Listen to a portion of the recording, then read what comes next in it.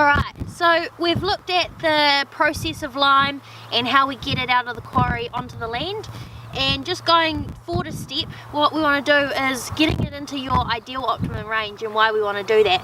So when you look at a soil test, you'll see that your optimum level should be somewhere between 5.8 and 6.2, and the reason for that is because that's when you get the greatest abundance of your major nutrients while not impacting on the animal health requirements that go through into the animal. So it's that happy medium that we have, and as we talked about earlier, pH is sort of the referee of the soil, so it says stop and go to plant nutrient availability. When you look at this, pH is really important for clover production, and one of those reasons why is because we've got this trace element in the soil and it's required in the smallest amount, but it contributes the most to the clover. And the reason the one we're talking about here is molybdenum, or moly as it's referred to. What moly does is as your pH increases, your moly availability also increases.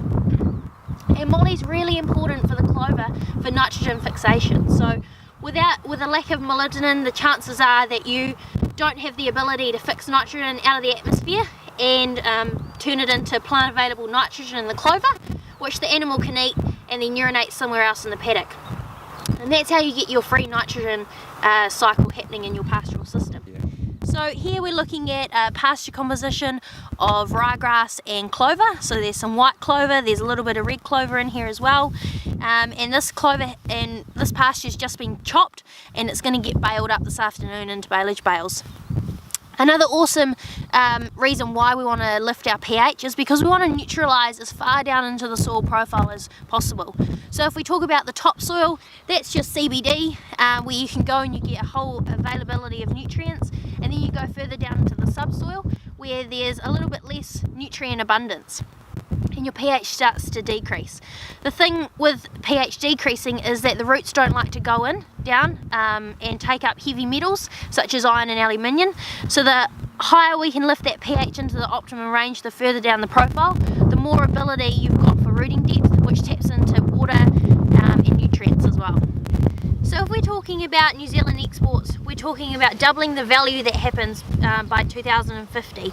And one of the main ways that we can do this is making sure that our soil fertility through herbage testing and soil testing, so getting that good base foundation is there, is allowing us to make sure that our soil fertility is in that optimum range.